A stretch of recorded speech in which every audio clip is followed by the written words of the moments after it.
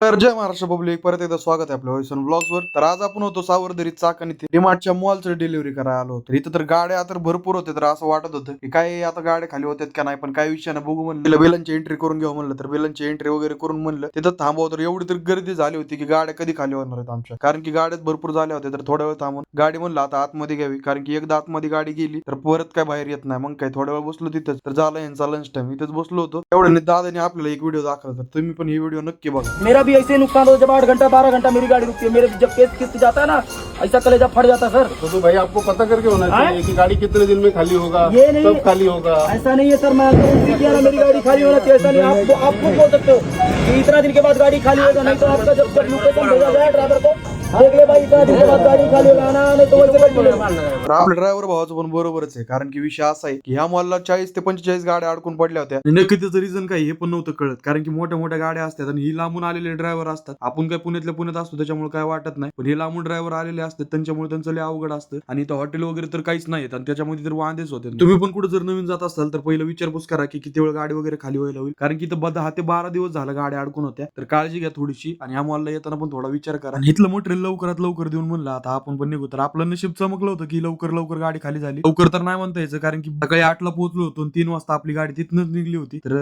लय उशीर झाला होता या मॉलला. काही विषय नाही, म्हणलं जाऊ द्या. तर हा मिनी ब्लॉग कसा वाटला नक्की कमेंट करून सांगा. सबस्क्राईब करा जर व्हिडिओ आवडला असेल तर. भेटू पुढच्या मिनी ब्लॉग मध्ये, तोपर्यंत साठी जय महाराष्ट्र.